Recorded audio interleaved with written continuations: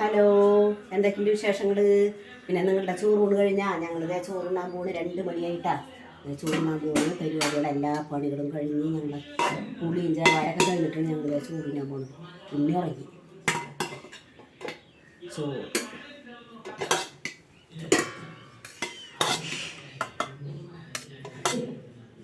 ചോറ് ഇന്നലെ നമ്മൾ അച്ചാറുണ്ടാക്കിയത്.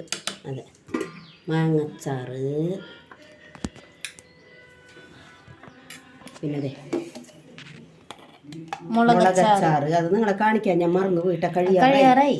മോള് വീട്ടിൽ നിന്ന് വന്നപ്പോൾ കൊണ്ടുവന്നത് നല്ല ടേസ്റ്റ് ഉണ്ട് കേട്ടാ. വെള്ളക്കാന്താരി വീട്ടിലുണ്ടായതാ. പിന്നെ ഇഞ്ചമ്പുളി,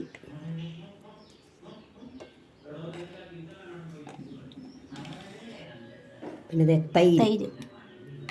തൈര് ചോറിലൊഴിച്ചാലേ ശരിയാവില്ല.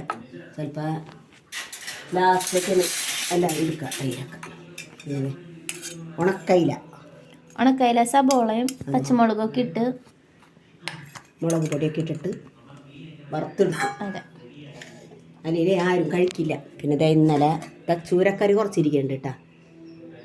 അത് വേണ്ടവർക്ക് കൊടുക്കും, അല്ലെങ്കിൽ അതന്നെ വൈകിട്ട് എടുക്കും. പിന്നെ പരിപ്പും തക്കാളി വെച്ചത്.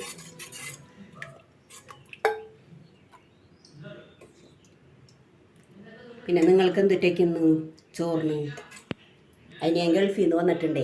അപ്പം അതിപ്പോൾ വിളിച്ചു അവൻ പറഞ്ഞ അവിടെ നെയ്ച്ചോറും ബീഫും എന്ന് പറഞ്ഞു. കാലത്ത് ആളെ കെട്ടിയോളും വിളിച്ചിട്ടുണ്ടായിരുന്നു. അപ്പം എന്നോടും പറഞ്ഞു നിന്നെ നെയ്ച്ചോറും ബീഫാണ്. അതെ, അപ്പം എല്ലാവരും കാണുക, ലൈക്കും കമൻറ്റൊക്കെ തരണം കേട്ടോ, ഷെയറൊക്കെ ചെയ്യുക. ടാറ്റാ, ബൈ.